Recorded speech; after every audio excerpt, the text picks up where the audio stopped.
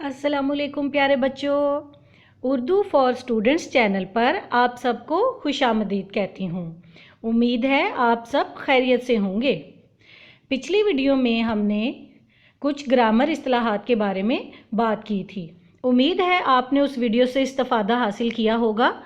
जैसा कि आपको मालूम है कि आजकल स्कूल्स बंद होने की वजह से आप सबकी पढ़ाई का काफ़ी हर्ज हो रहा है, तो इस तरह की तालीमी और मालूमाती वीडियोस आपके लिए बहुत कारआमद हैं।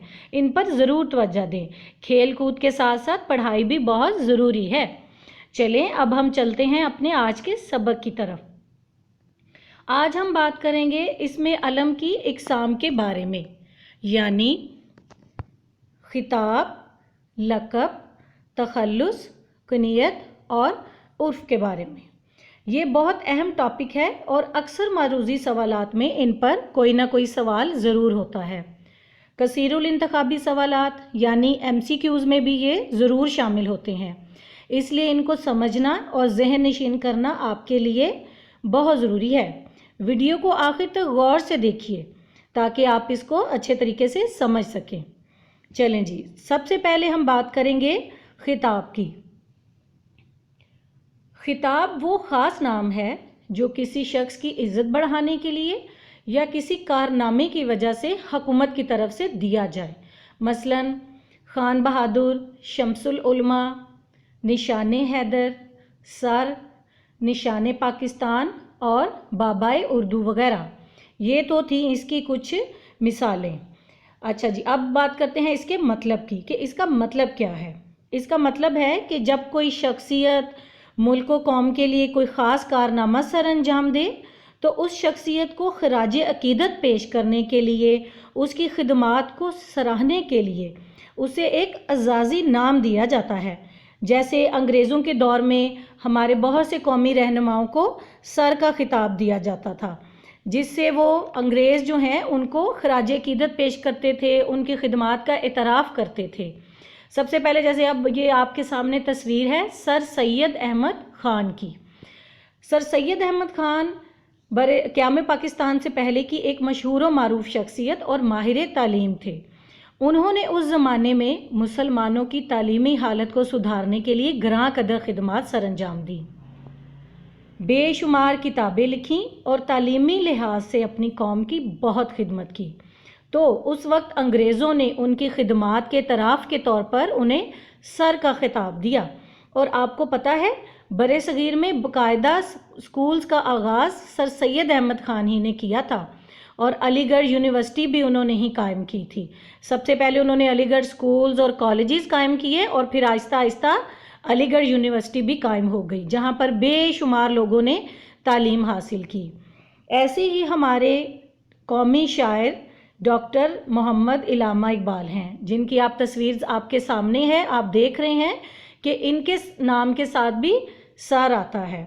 तो उन्हें भी ये खिताब अंग्रेज़ों ने दिया था, क्योंकि उस वक्त इलामा इकबाल की शायरी का डंका भी हर तरफ बजता था और इसके अलावा भी वो मुफक्कर और तालीम के लिहाज से भी बहुत सी खिदमात उन्होंने सर अंजाम दी थी। तो उनकी मकबूलियत को देखते हुए उन्हें भी सर का खिताब दिया गया था। ऐसे ही हमारी एक और अहम शख्सियत हैं मौलवी अब्दुल हक साहिब, जिनको बाबाए उर्दू भी कहा जाता है, क्योंकि उन्होंने उर्दू ज़ुबान की तरवीज और तरक्की के लिए बहुत काम किया। दरसी कुतब की इशाअत में उनका बहुत बड़ा हाथ है। जो ये किताबें उर्दू की आप पढ़ते हैं, जो अक्सर स्कूल्स में किताबें पढ़ाई जाती हैं उर्दू की, उनकी छपाई, उनकी लिखाई, उन सब के लिए बाबाए उर्दू मौलवी अब्दुल हक ने बहुत ज़्यादा काम किया। तो इसलिए उन्हें हुकूमत की तरफ से ये एक ख़िताब दिया गया उनकी खिदमात के एतराफ़ के लिए। ऐसे ही कुछ शख्सियात को शमसुल उलमा का खिताब भी दिया जाता है, जिनमें के सर फहरिस्त इलामा इकबाल के उस्ताद मोहतरम मौलवी मीर हसन भी शामिल थे। शमसुल उलमा का मतलब है आलिमों का सूरज, यानी बहुत बड़ा आलिम, बहुत पढ़ा लिखा शख्स। अब आप ये देखें कि वो इलामा इकबाल के उस्ताद थे, तो उनकी काबिलियत का अंदाज़ा आप इस बात से लगा लें कि इलामा इकबाल जैसे मुफक्कर और शायरी करने वाले अजीम शान शायर जो थे वो उनके भी उस्ताद थे। तो इसलिए उन्हें ये खिताब दिया गया शमसुल उलमा। ये तो थी कुछ पुराने ज़माने की शख्सियात। جن کو خطاب ملے تھے۔ اب ہم بات کرتے ہیں نئے زمانے کی۔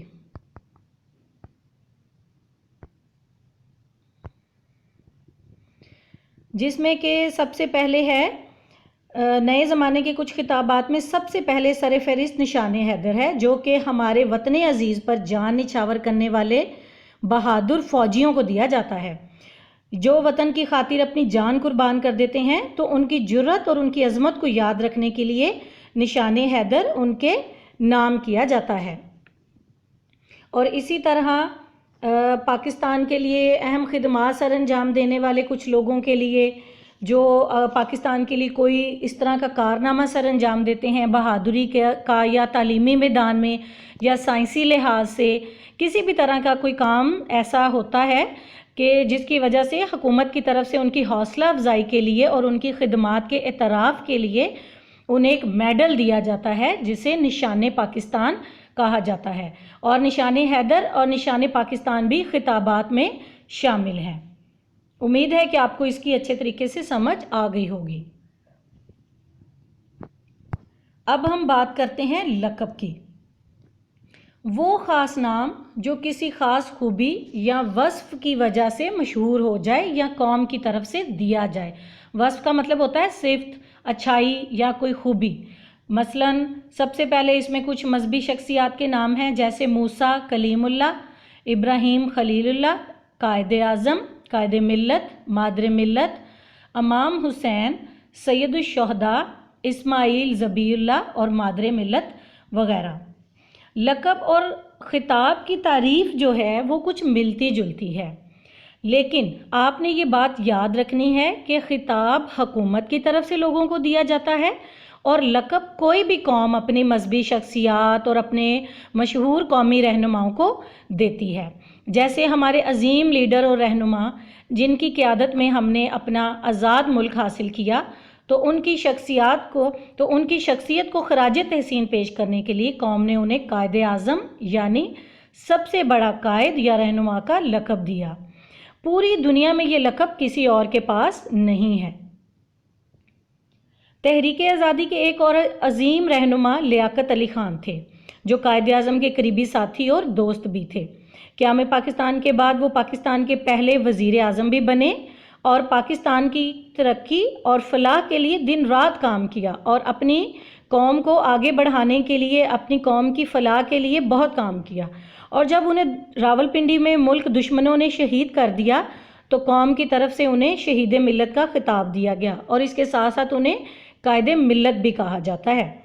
اسی طرح قائد اعظم کی پیاری بہن محترمہ فاطمہ جناح نے بھی قیام پاکستان کے بعد ایک ماں کی طرح اپنی قوم کی دیکھ بھال کی۔ اس مشکل وقت میں جب لوگوں کے پاس کچھ نہیں تھا تو انہوں نے اپنی قوم کو سہارا دیا، لوگوں کی حوصلہ افزائی کی اور انہیں آگے بڑھنے کی ہمت دی۔ تو پاکستانی قوم نے انہیں مادر ملت کا خطاب دیا۔ مادر ملت یعنی قوم کی ماں۔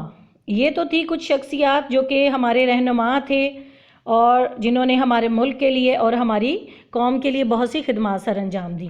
اس کے علاوہ کچھ مذہبی شخصیات بھی ہیں، جن میں کہ سب سے پہلے ہم نام لیں گے اپنے پیارے نبی حضرت محمد صلی اللہ علیہ وسلم کا، جن کو ان کی اچھائی، ان کی سچائی اور امانت داری کی وجہ سے صادق اور امین کے لقب سے پکارا جاتا تھا۔ یہ تو آپ سب کو اچھی طرح سے پتہ ہوگا۔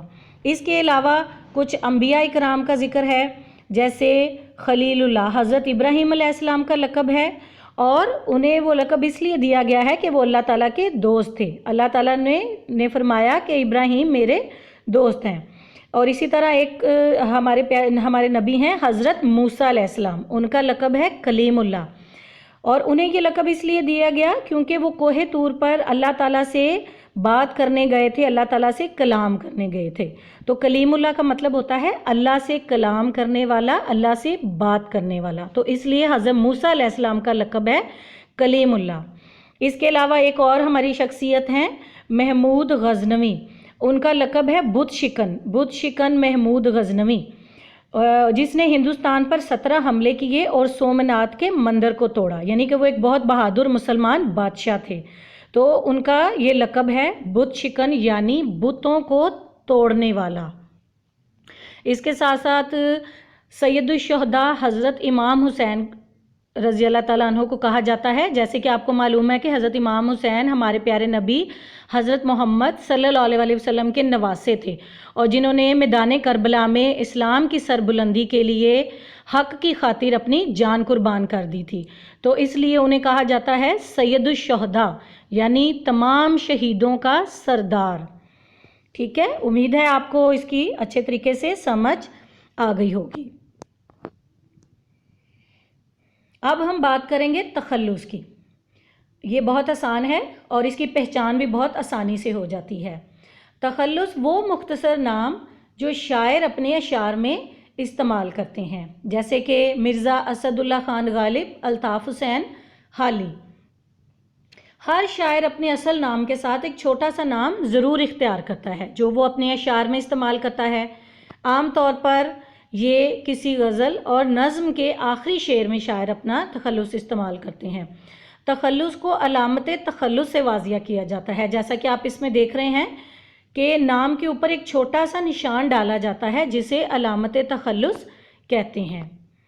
جیسے کہ ابراہیم ذوق، یہ بھی ایک پرانے زمانے کے شاعر تھے بہت مشہور، مرزا اسد اللہ خان غالب۔ اب آپ یہ دیکھ رہے ہیں کہ ان کے اصل نام کے آگے ایک چھوٹا اور مختصر نام ہے جس کے اوپر ایک علامت کا نشان ہے، اور اس کو کہتے ہیں تخلص، اور اس علامت کو کہتے ہیں علامت تخلص، اور اس علامت کی وجہ سے آپ بآسانی پہچان سکتے ہیں کہ تخلص کون سا ہے۔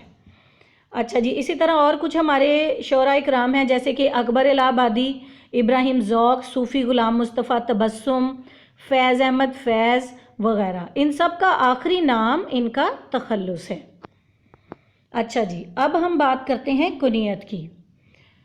کنیت وہ نام ہے جو ماں، باپ، بیٹا یا بیٹی کی نسبت سے پکارا جائے، یعنی یہ ماں یا باپ سے نسبت کو ظاہر کرتا ہے۔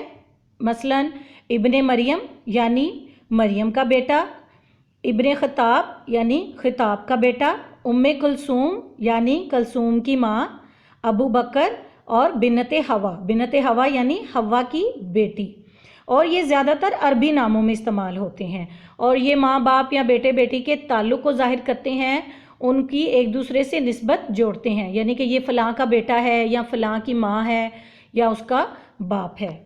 اب ہماری آخری اصطلاح ہے عرف کی، جسے آپ انگلش میں نک نیم بھی کہتے ہیں۔ اکثر آپ نے دیکھا ہوگا کہ ناموں کو بگاڑ دیا جاتا ہے کسی بھی وجہ سے، تو ان بگڑے ہوئے ناموں کو حرف کہتے ہیں، اور اس کی تعریف جو آپ یاد کر سکتے ہیں وہ ایسے ہوگی: ایسا نام جو محبت یا حقارت کی بنا پر اہل محلہ یا گھر والے پکارتے ہیں، مثلا نعمان سے نومی، عمران سے مانی، پنکی، گڈو، کلن وغیرہ۔ ویسے نام بگاڑنا تو بہت بری بات ہے، کسی کا نام نہیں بگاڑنا چاہیے۔ ہاں جی، آپ کو کبھی بھی کسی کا نام نہیں بگاڑنا چاہیے۔ امید ہے آپ سب کو یہ گرامر اصطلاحات اچھی طرح سمجھ آ گئی ہوں گی۔